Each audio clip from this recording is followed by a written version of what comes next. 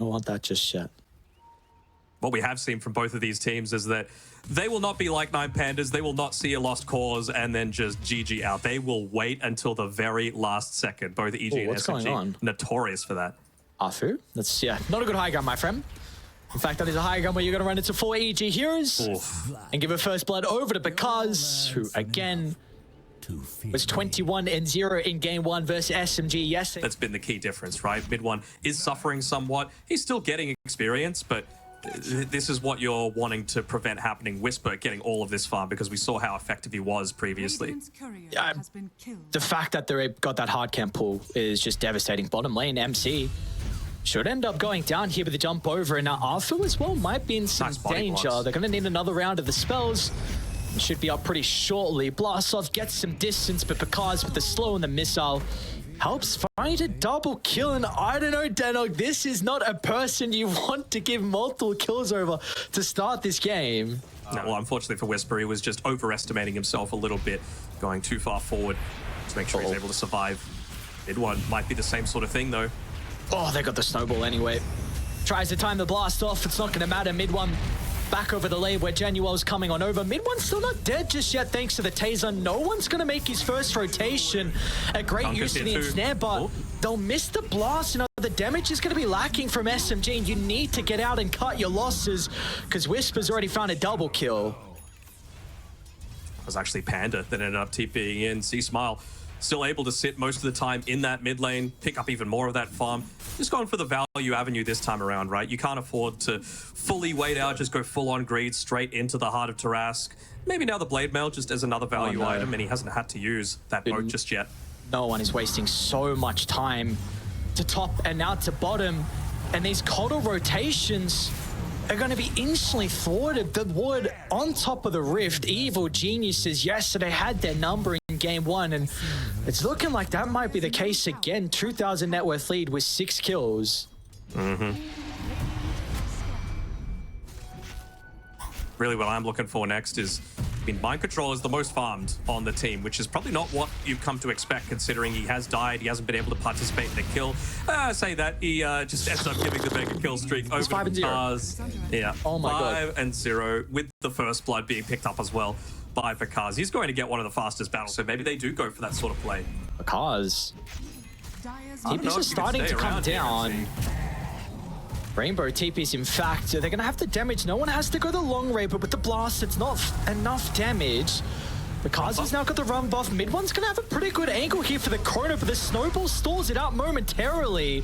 No one on the outskirts, but is completely out of mana now. It's not going to matter in the end. A big double kill for SMG. Are they going to be able to deal with C-Smile? Panda will start to move on down. Another blast connects. The damage mitigation from the swap doesn't help protect him. And now it's just the supports from Evil Geniuses. As SMG, it's a delta split. Left and right they go. And that is a much needed fight from SMG. A great move in through the rift. No one's looking for Matthew. I mean, he's got a teleport, but MC can still move on down as well. Charge is going to be there fast enough. Snowball, beautiful timing. Matthew, he's looked exceptional so far to start the game on the Tusk, and he should be rewarded once again with another kill onto the offlane on SMG. He was praying for the bashes there on MC, but just not going to be enough. And yeah, with multiple people going down, because even after respawning, ends up all of these things together with a freshly purchased Aghanim Scepter from Whisper. That's the main goal for them. Yeah, they're ready to go. So we need to see what SMG want to do to combat that. They're going to try C-Smile mid. This is very ambitious. MC is charging across the map, but the Blade Mail are both active, it's still a lot of damage nonetheless, and they do indeed bring him down. Arfu might be a consolation prize, and MC jumped in with a Nether Strike. Mid one's still coming over with a Chronosphere at the ready, but a great split away. EG will make sure there's no potential of the Chrono. Now, even Januel revealed himself for a second, so it's going to be a 3-for-1. This gets annihilated. What the hell? He was killed faster than Elon's killing Twitter right now. I mean, that was absolutely... Mid lane as well. Should be able to get away with that freshly picked up. They might get no one. Matthew with the shards, not even going to attempt. They're pinging Pakaz right now, and look, Pakaz is actually pinging MC. He's going to look to turn. I mean, they're starting to come over. BKB from Pakaz. Shield blast off is useless. Now the shield rune means that Januel is next. He's just going to run to him. He's just going to run straight to him, knows there's no escape. MC wants to try. You're playing with fire at the moment on SMG. It's all about that, and then suddenly EG have the potential to make a big play of their own. Oof. The car's got Still a glimpse of the charge. Yeah. Hey. Ward place down though. Someone has to be very careful. Dude, it's a great ward placement. This is huge. SMG, if they can get rid of the dazzle to start the fight, there's the swap away with the stun as well. Because no Crota for the fight, and this is all EG's for the taking. Look at this flip. SMG want nothing to do with it. Because Phantom Assassin is 10-1-7. And that ward was perfect though, but again, the supports, like we were saying, and I mean, they're going to reach these timings soon-ish by SMG as well, right? 350 gold away from MC being able to get into his own Aghanim Scepter, so just even more presence on the map consistently. This is a big pick-off if they're able to get it though onto no one, which they will. Of course, set up once again from Matthew's Tusk. Whispers on a monster trick back to the mid lane because also assassinates Arfu. They got dying left, right across the map.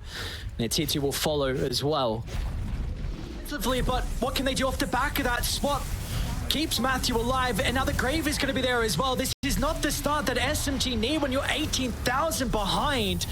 As MC tries to make some space, but Bakars will just jump over 4. They haven't guaranteed any kills just yet, but the Torrent Storm out, it'll stop MC's retreat, and now C-Smile's going to try and lock onto mid one. Back inside the middle as well. Januel's continuing to beat with the impetus, but it's just not enough. Mid one gets crit down. And no one dies on EG, man. And it's just been their game from start to finish. It hasn't looked close. We know.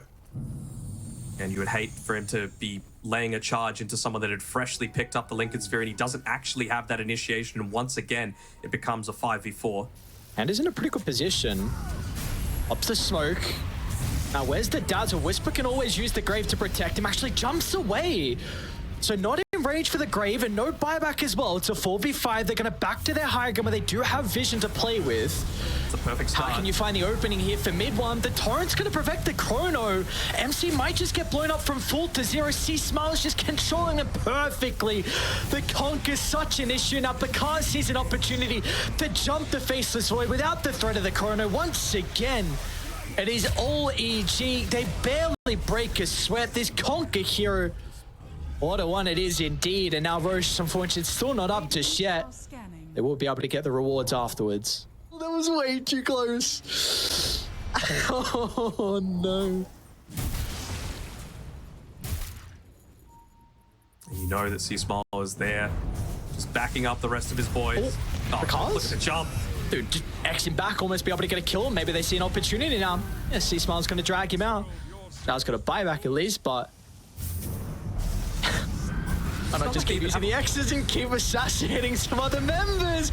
Go for MC2. Oh yeah, this here is also equally dumb as the Conquer. You do. Oh, he jumped into the torrent. It's over. What is Conquer? What is this hero, man? Are you serious? Let's celebrate. Time to fountain dive. Time to get some more kills. EG. This was a incredibly clean game one. I mean, they steal the gem. It does not matter.